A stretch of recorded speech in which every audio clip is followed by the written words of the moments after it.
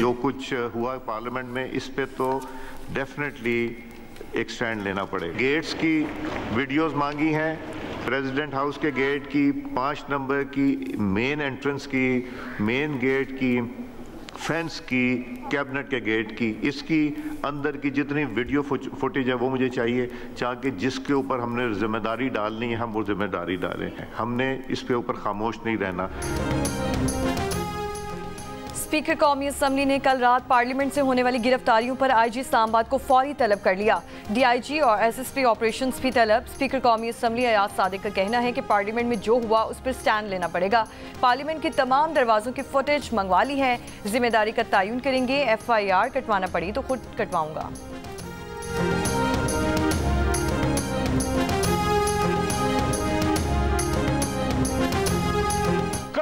जो इस जमहूरियत के साथ हुआ है, जो इस पार्लियामान के साथ हुआ है, जनाब स्पीकर साहब, हम इसराइल में नहीं पाकिस्तान में हैं। 9 मई में जो गलत हुआ वो गलत था, लेकिन कल रात जो हुआ है वो पाकिस्तान की जमहूरियत का 9 मई था।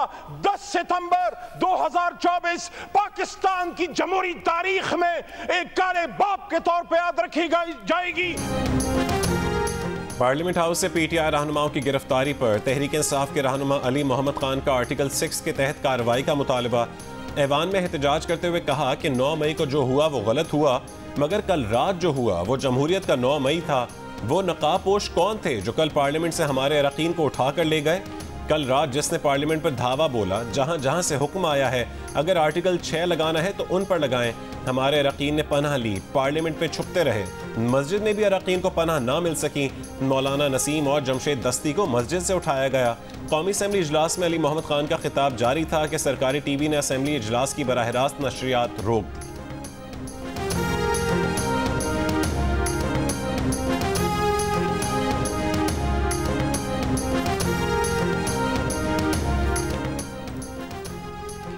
जब आप कहेंगे बानी PTI नहीं तो पाकिस्तान नहीं, तो कल जैसा रिएक्शन आना था। गुज़श्ता रोज़ का वाक़या जलसे में इस्तेमाल की गई ज़बान का रद्द अमल और वाक़यात का तसलसल है। वज़ीर दिफा ख्वाजा आसिफ का अली मोहम्मद खान के खिताब पर रद्द अमल, कहा कि पाकिस्तान के वजूद को और आइनी हैसियत को चैलेंज किया गया।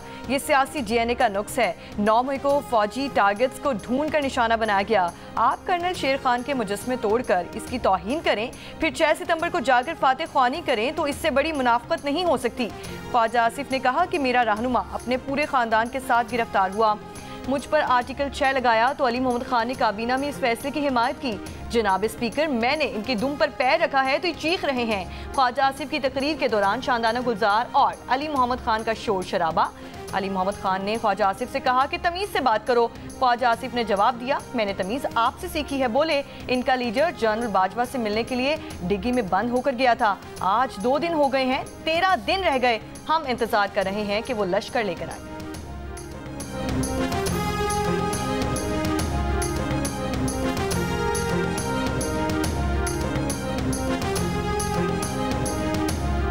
रहनुमा नून लीग राना तनवीर हुसैन ने PTI के अली मोहम्मद खान को ड्रामे बाज करार दे दिया। कौमी असम्बली के इजलास से खिताब करते हुए कहा कि चीखों पुकार से कुछ नहीं होता। अली मोहम्मद खान कलमे से बात शुरू करते हैं और झूठ पर ख़त्म करते हैं। ये अडयाला जाएं और अपने लीडर को समझाएं। राना तनवीर ने कहा है कि आज पाकिस्तान जिस हालत में है वो PTI की वजह से है।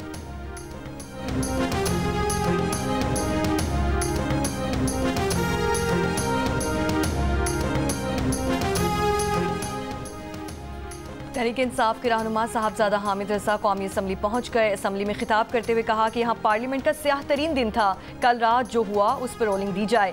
रात 3 बजे नकाब पोश पार्लियामेंट के कमरों में बैठे हुए थे। पार्लियामेंट की लाइट्स बंद करके टीमें बनाई गईं। ग्राउंड फ्लोर से 4थे फ्लोर तक एक एक कमरा चेक किया गया। इस ऐवान की कार्रवाई के बाद सार्जेंट एंड आर्म्स को कहीं मुझे गिरफ्तार कर लें। मेरे वालिद इस मुल्क के लिए कुर्बान हुए। रियासत इसका सिला ये देना चाहती है। मुझे किसी से गिरफ्तार ना करवाएं, मैं खुद गिरफ्तार देने के लिए तैयार हूं।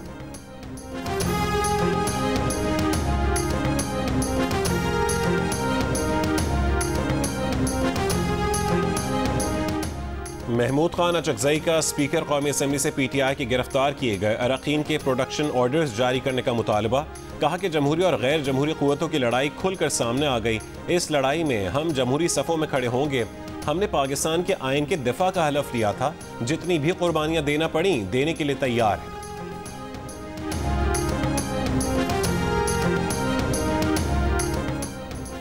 चेयरमैन पीटीआई बैरिस्टर गौहर और शेर अफजल मरवत के बाद मुतादिद पीटीआई अरकान असम्बली की पार्लियामेंट हाउस से गिरफ्तारी।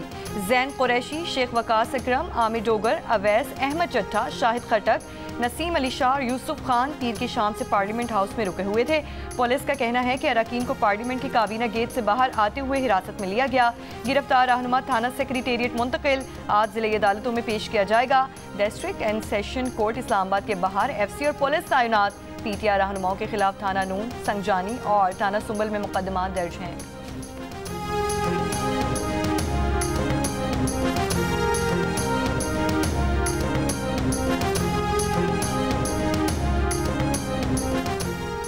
आठ घंटों तक राबता न होने के बाद वज़ीर आला केपी इस्लामाबाद से पेशावर में वज़ीर आला हाउस पहुंच गए। तहरीक इंसाफ ने बयान में कहा है कि अल यमीन गंडापुर की इस्लामाबाद में सरकारी हुक्काम के साथ तवील मुलाकात हुई।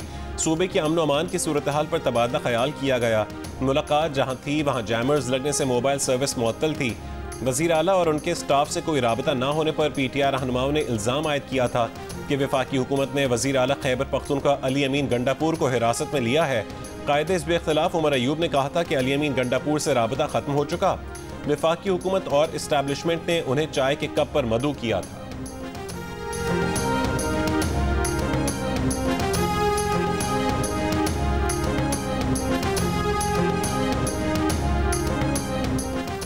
बैरूनी फाइनेंसिंग गैप पूरा करने में नाकामी पर IMF एग्जीक्यूटिव बोर्ड से पाकिस्तान के लिए $7 अरब की मंजूरी, अक्टूबर तक मौखर होने का खदशा।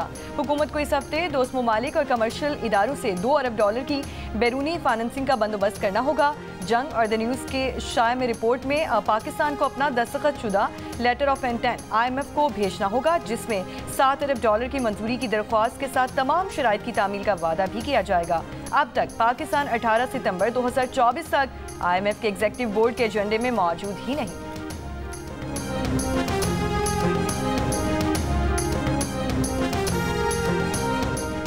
पाकिस्तान में 2022 के सैलाब ने बहुत नुकसान पहुंचाया। रिचार्ज पाकिस्तान प्रोग्राम के जरिए ज़राअत और पीने के साफ पानी में मदद फराहम की जाएगी। ये मनसूबा पाकिस्तान में सैलाब की रोकथाम के लिए मुआवन साबित होगा। अमरीकी सफ़ीर डोनाल्ड ब्लूम का इस्लामाबाद में तकरीब से खिताब, कहा कि पाकिस्तान और अमरीका की वाटर मैनेजमेंट में ताउन की पुरानी तारीख है। अमरीका ने पाकिस्तान में गोमलज़ाम मनसूबे में ताउन फराहम किया।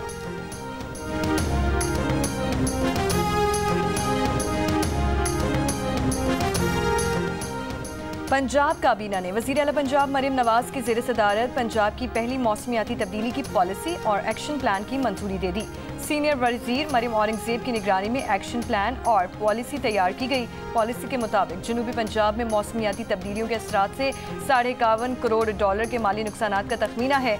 मौसमियाती बेहतरी की कोशिश ना हुई तो 2050 में शिमाली पंजाब में गर्मी की शिद्दत 2.04 से 2.06 डिग्री का इजाफा और गैर मामूली बारिशों की शरह 9.3% बढ़ सकती है। पॉलिसी के मुताबिक 2035 तक जंगलात की तादाद में 15% इजाफा किया जाएगा।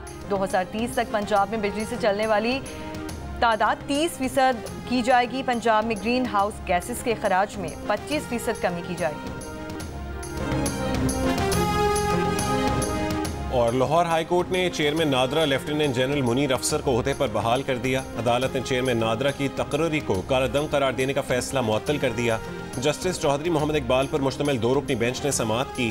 कहा कि दरख्वास्त में कौन सा नोटिफिकेशन चैलेंज हुआ था। सरकारी वकील ने अदालत को बताया कि दरख्वास्त में निगरां हुकूमत का चेयरमैन नादरा की तकर्री का नोटिफिकेशन चैलेंज हुआ था। दरख्वास्त गुजार की दरख्वास्त सिर्फ निगरां हुकूमत के नोटिफिकेशन की हद तक महदूद रही। दरख्वास्त गुजार ने कभी भी नए रूल को चैलेंज नहीं किया।